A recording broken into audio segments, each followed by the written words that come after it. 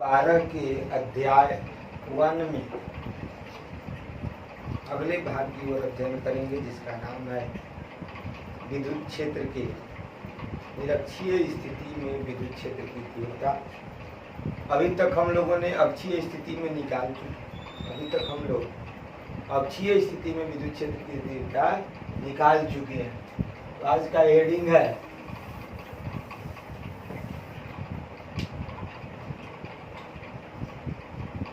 विद्युत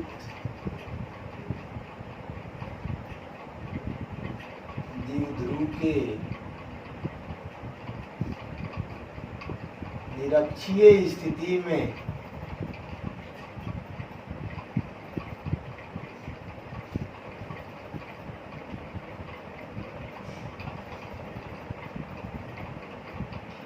विद्युत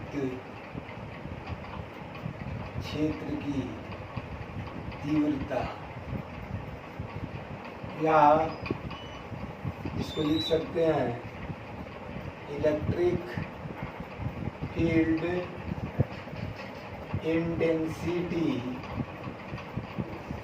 on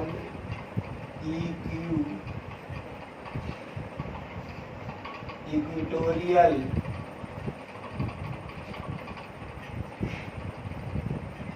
dipole.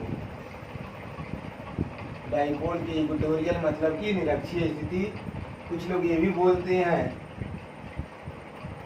कि विद्युत द्विध्रुव के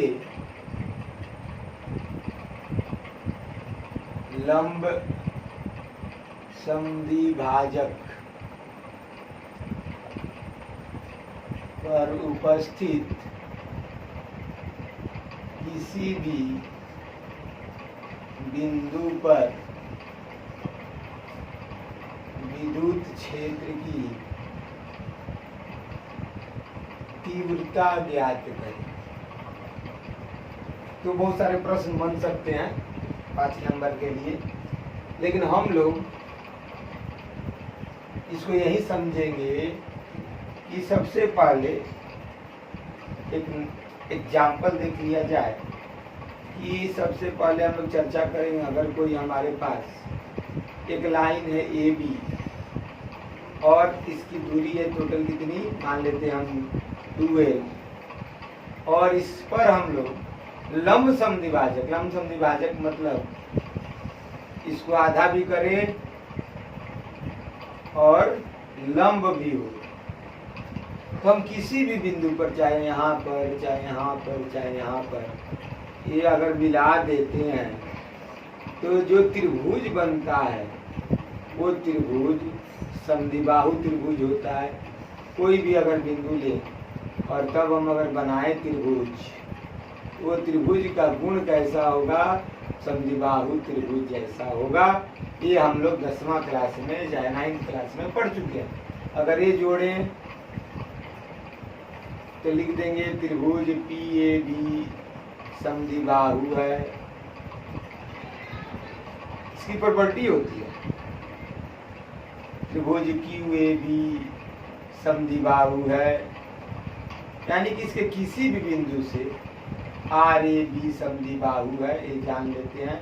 बहुत बच्चे तो ये नहीं जानते कि समद्विबाहु क्यों होता है। तो आपको पहले ज्यामिति में हम लोगों को पढ़ाया गया था कि किसी भी भुजा के लंब समद्विभाजक पर किसी भी बिंदु से अगर उस भुजा के दोनों सिरों को जोड़ दिया जाए तो जो त्रिभुज बनता है वो समद्विबाहु त्रिभुज बनता है।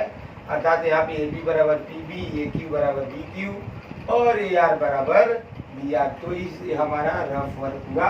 तो पहले इसे हम समझ लेते हैं, क्योंकि कोई भी चीज़ अगर पढ़ें तो विस्तृत पढ़ें, अच्छा ज्ञान लेकर पढ़ें।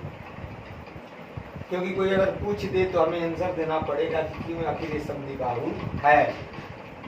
इतना समझने के बाद अब हम लोग अपने फिगर पे आते हैं भौतिकी कि मान लीजिए कि एक विद्युत द्विध्रुव है A और B, इधर अगर -Q रखा है और इधर +Q रखा है, और इसके निरक्षीय स्थिति मतलब कि लंब समद्विभाजक, यानी कि यहाँ पे वो बिंदु और ये निरक्षीय स्थिति पर उपस्थित अगर किसी बिंदु P पर हमें विद्युत क्षेत्र की तीव्रता ज्ञात करनी है। ये हमारा दूरी कितना लिया जाता है 12। और मान लीजिए कि O से R दूरी पर एक बिंदु P है जहाँ पर हम विद्युत क्षेत्र की तीव्रता ज्ञात करते हैं। ये भी हम जानते हैं लंब समद्विभाजक है, ए एल होगा तो ये भी क्या हो जाएगा एल हो जाएगा। और हम इसको अगर जोड़ दें तो एक त्रिभुज बन जाएगा। यानी कि सबसे पहले देखना पड़ेगा, माना कि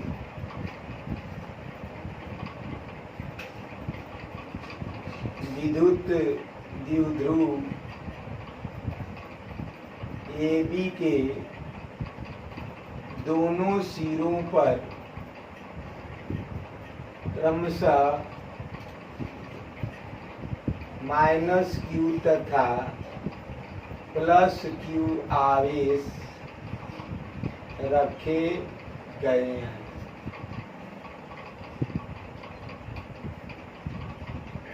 इस द्विध्रुव के मध्य बिंदु O से लंब समद्विभाजक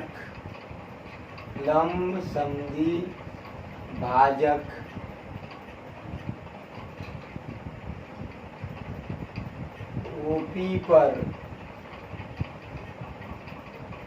लंब समद्विभाजक इस द्विध्रुव के मध्य बिंदु से लंब समद्विभाजक खींचा गया,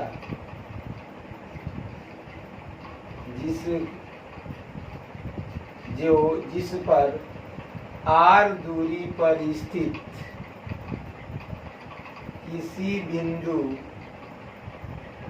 P पर हमें विद्युत क्षेत्र की तीव्रता ज्ञात करनी है। अगर हम लोग एंगल PAB बराबर, क्योंकि समद्विभाजक त्रिभुज है तो दोनों एंगल बराबर होगा, एंगल PBA बराबर थीटा मान लें, यानी कि AB थीटा AB थीटा, तो क्या होगा,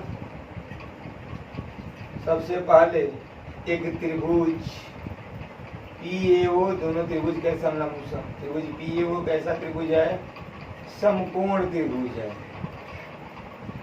तो समकोण त्रिभुज में क्या होता है, समकोण त्रिभुज है तो कर्ण का स्क्वायर बराबर लंब का स्क्वायर प्लस आधार का स्क्वायर, यानी कि कर्ण बराबर अंडर रूट लंब, तो इसमें लंब क्या है R है तो R स्क्वायर, इस त्रिभुज में लंब, और आधार क्या है एल तो एल स्क्वायर, यानी कि AP बराबर under root R square plus L square होगा। इसको देख लीजिए, लिख लीजिए समझकर।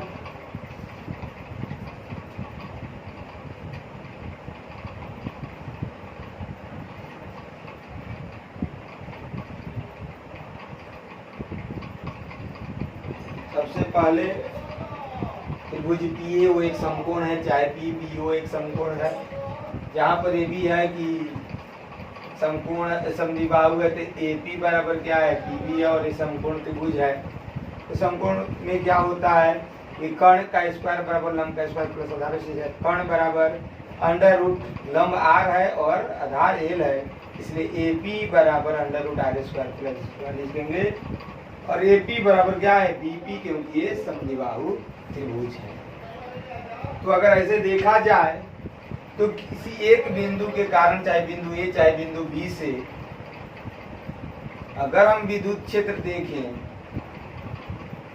विद्युत क्षेत्र A तत्व A से या B से देखें तो E बराबर हमेशा क्या होगा 1/4 पाई एप्सिलॉन नॉट, दोनों का परिमाण Q है, बटे में या तो AP स्क्वायर लिखें या 1/4 पाई एप्सिलॉन नॉट Q बटे में BP स्क्वायर, यानी कि 1/4 पाई एप्सिलॉन नॉट Q बटे में under root R square plus L square बी होल स्क्वायर लिखें, या ई बराबर 1/4 पाई एप्सिलॉन नॉट क्यू बटे में अंडर रूट हट जाएगा R square plus L square. ये सब बातें बराबर होंगी।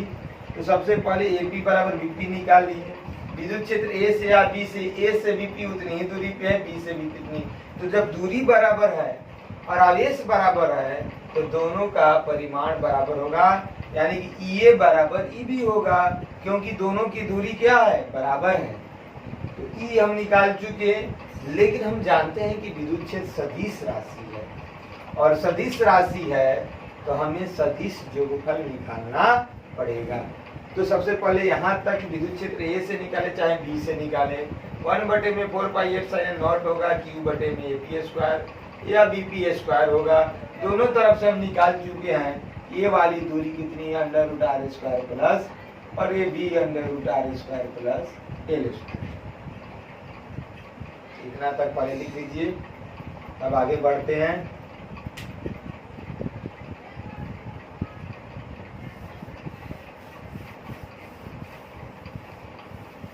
अब चलते हैं सदिश के कारण। सबसे पहले अगर बी के कारण देखें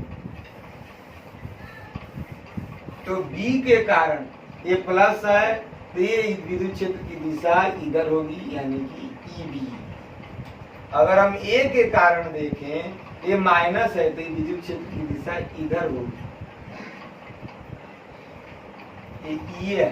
लेकिन हम क्या जानते हैं कि ई और ई बी का परिमाण बराबर है, ई मानते हैं। यहाँ पे लिखे हैं चाहे ए से चाहे बी से परिमाण बराबर है, भले दिशा इसकी अलग अलग है। तो जब दिशा अलग अलग है तो सबसे पहले हमें क्या करना पड़ेगा, इसका परिमाण यानी कि परिणामी सदिश निकालना पड़ेगा। तो परिणामी सदिश अब हम लोग क्या करेंगे, यहाँ पे एक लाइन इसको खींच दिए ऊपर और यहाँ पे इस पे लंब डाल दिए, तो ये क्या हो गया, ये 90 डिग्री हो गया। तो अब बताइए इसके लिए ये थीटा है, तो ये दोनों एक दूसरे के समांतर रेखा होगी, क्योंकि ये और ये एक दूसरे के समांतर, यानी कि अगर यहाँ पे लिख दें, अगर लंब डाल दिए यहाँ पर और इसको आगे बढ़ा दिए, तो सबसे पहले पी आर समांतर ए बी। तो पी आर जब समांतर है तो आपको ये भी याद रखना पड़ेगा कि यहाँ पे नाम दे दीजिए एस, यहाँ पे नाम दे दीजिए क्यू। तो आपको ये पी आर जब समांतर है तो संगत कोण बराबर होते हैं, तो एंगल क्यू पी आर, ये वाला एंगल और ये वाला एंगल एक दूसरे के संगत है, क्योंकि ये अगर ऐसे कर देते हैं तो एक तिर्यक रेखा है, और तिर्यक रेखा खींचने पर संगत कोण बराबर आएंगे। एंगल क्यू पी आर बराबर एंगल पी बी ए बराबर थीटा, यानी कि एंगल थीटा। तो हमने क्या पढ़ाया है कि जिधर सदिश होता है थीटा, उधर हम लोग क्या लगाते हैं उस सदिश में, यहाँ पे ई बी है, यानी कि बी के कारण तो इसमें कॉस थीटा लगा देते हैं, और इधर आपका साइन थीटा लगा दीजिए।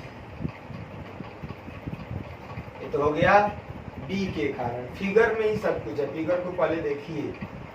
तो सबसे पहले क्या किए कि विद्युत क्षेत्र की दिशा का हमने क्या किया, दो घटकों में तोड़ दिया, एक क्षैतिज घटक और एक ऊर्ध्वाधर घटक। अब चलते हैं इधर के लिए।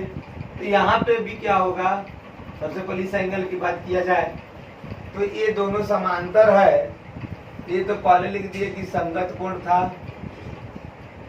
अब आते हैं एंगल आर पी ए बराबर एंगल पी ए बी बराबर थीटा। ये आपका आर पी ए और ये एकांतर कोण है, इसलिए दोनों एक दूसरे के बराबर है। एक ऐसे कोण है एकांतर, तो जब एकांतर कोण है तो फिर यहाँ पे क्या हो गया थीटा। तो फिर अब देखते हैं कि ये और ये एक दूसरे के लंबवत हो गए, ये दोनों ये और ये एक दूसरे के लंबवत। तो इधर एक सदिश जाएगा इधर कौन होगा, इसका क्षैतिज। देखिए थीटा के साथ क्या होता है, इधर हो जाएगा ए कॉस थीटा और इधर हो जाएगा आपका इस दिशा में ई ए साइन थीटा। तो घटकों में तोड़ दिए, ई ए के क्षैतिज घटक ए कॉस थीटा और ऊर्ध्वाधर घटक ई ए साइन थीटा। तो सबसे पहले अगर हम ऊपर और नीचे को देखें, ई बी साइन थीटा बराबर ये साइन थीटा है, क्योंकि परिमाण तो बराबर है और दोनों एक दूसरे के ऊपर और नीचे हैं। तो क्या होगा, ई बी साइन थीटा और ये साइन थीटा बराबर है, क्योंकि दोनों बराबर हो जाएगा ई साइन थीटा। तो ये क्या हुआ, एक ई साइन थीटा ए बी है और ई साइन थीटा नीचे में भी है। तो क्या होगा, जितना ऊपर उतना नीचे, यानी कि प्लस और माइनस, यानी कि ऊर्ध्वाधर दिशा में देखा जाए तो कुल विद्युत क्षेत्र क्या होगा, ई बी साइन थीटा। ऊपर के लिए अगर हम प्लस लेते हैं तो नीचे के लिए क्या लेना पड़ेगा, माइनस। ऊपर के लिए प्लस तो नीचे के लिए माइनस।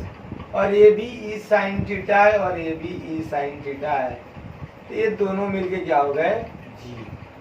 अब आते हैं क्षैतिज दिशा में। क्षैतिज दिशा में, तो क्षैतिज दिशा में क्या होगा, तो क्षैतिज दिशा में देखिए दोनों की दिशा इधर है, यानी कि अब अगर हम लोग नेट निकालते हैं कुल विद्युत क्षेत्र, तो दोनों की दिशा एक तरफ है, यानी कि जोड़ना पड़ेगा e a cos theta plus e b cos theta. देखिए दोनों की दिशा इधर है, इसकी भी दिशा इधर है और इसके कारण भी दिशा इधर गया, यानी कि अगर दोनों को लिखे तो E cos theta plus E cos theta बराबर 2e कॉस थीटा। तो सबसे पहले क्या देखें, ये संगत कोण बराबर, इसको हमने क्या किया, दो घटकों में तोड़ दिया। तो ये ऊर्ध्वाधर घटक है, इसमें साइन लगाया जाता है, क्षैतिज घटक में कोस लगाया जाता है। इसको भी एकांतर कोण से बराबर कर दिए, इधर क्षैतिज घटक है, इधर ऊर्ध्वाधर, क्योंकि जिधर कोण होता है उधर क्षैतिज, उधर कोस लगाया जाता है। दोनों की दिशा एक है इसलिए जुट गया। ये एक ऊपर है प्लस तो नीचे है माइनस, दोनों का परिमाण बराबर इसलिए कट गया और इधर ये दोनों जुट गया, तो 2e cos थीटा हो गया। तो हमेशा फिगर से ही इसको क्लियर किया जाएगा, क्योंकि यहाँ पे सदिश का नियम का प्रयोग है। अगर एक दिशा में होता है तो विद्युत क्षेत्र जुट जाता है, और अलग अलग दिशा में हो और समान परिमाण हो तो एक दूसरे को निरस्त कर देता है। तो वहां पे ऊर्ध्वाधर दिशा में निरस्त हो गया, लेकिन अगर क्षैतिज दिशा में देखा जाए तो दोनों की दिशा समान थी, इसलिए दोनों एक दूसरे से जुट गए, यानी कि आपका कुल विद्युत क्षेत्र होगा 2e cos थीटा।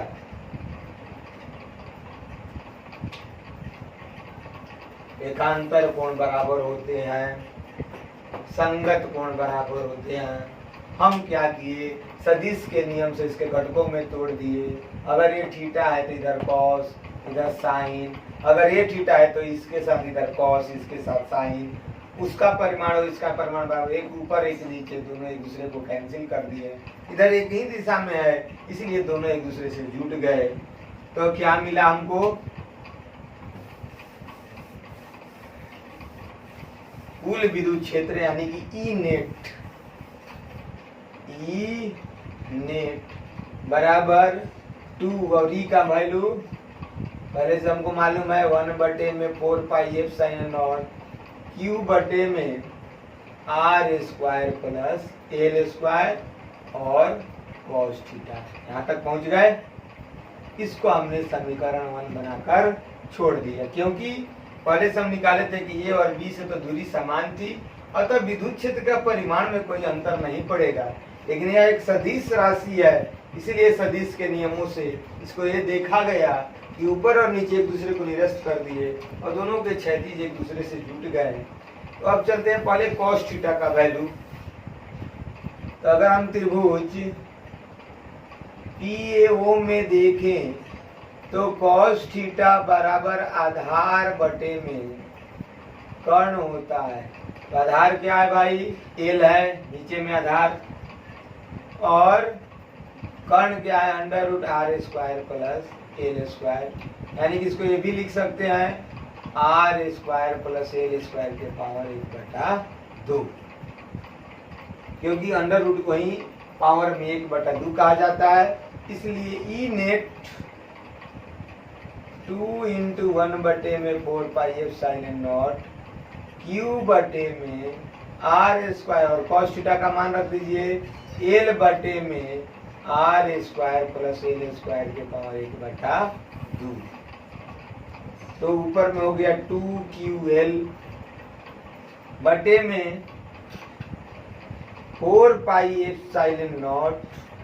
अब यहाँ पर दोनों तो समान राशियां हैं, ये भी आर स्क्वायर प्लस स्क्वायर, यहाँ पे पावर 1 है, तो घातांक के नियम से पावर एक दूसरे से जुड़ जाता है। तो 2QL 4 pi epsilon naught R square plus square के पावर 3/2। अब यहाँ पर 2QL इसका फॉर्मूला है P का, यानी कि ई नेट बराबर 2P बटे में 4 pi epsilon naught R square plus L square के पावर 3/2 हो जाएगा।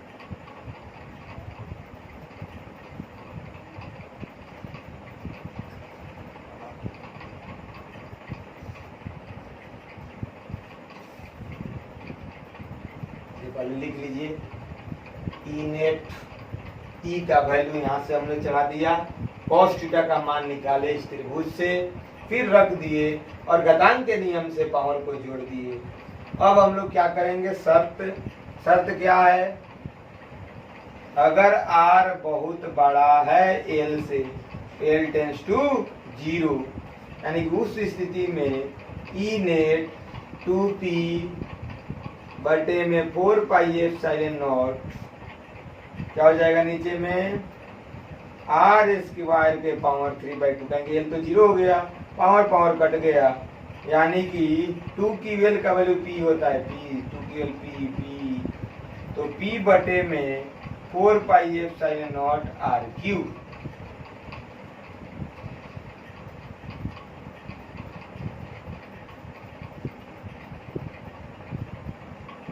लिख लीजिए इसे,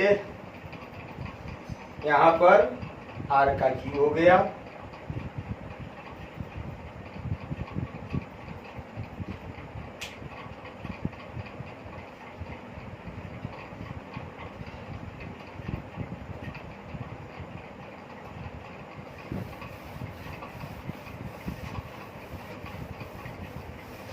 आगे ई नेट, तो अगर इसको सदिश के टर्म में देखा जाए तो ई बराबर माइनस लिखे, क्योंकि ई की दिशा किधर होती है,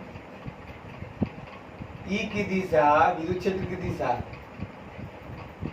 अगर हम विद्युत ध्रुव की दिशा में देखें तो उल्टा पड़ जाता है, ऐसे सदिश में लिखा जाता है ई सदिश बराबर ई बटे में 4 pi epsilon naught R cube, और पी के ऊपर में क्या है, एकांक सदिश, क्योंकि दोनों सदिश राशियां हैं।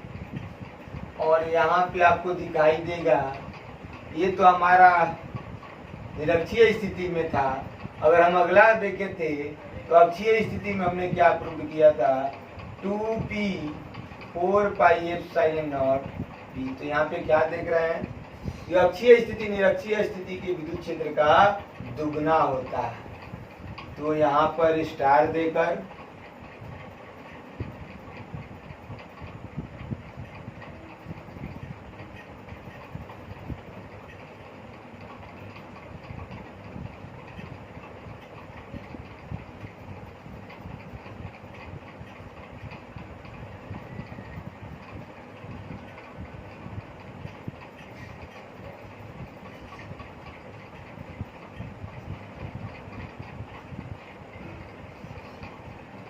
दुगनी होती है। अक्षीय स्थिति में विद्युत क्षेत्र की तीव्रता जो होती है वो निरक्षीय की दुगनी है, क्योंकि अक्षीय स्थिति में हम लोग प्रूव किए थे और निरक्षीय में एक ही है। तो क्या देख रहे हैं अंतर, ये 2p है।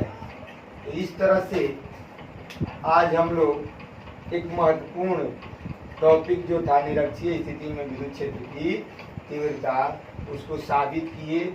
ये हमारा दूसरा 5 नंबरिया था इस टॉपिक में। पहला 5 नंबरिया था अक्षीय स्थिति में और दूसरा है निरक्षीय स्थिति में। तो आज का क्लास इतना पे समाप्त करते हैं।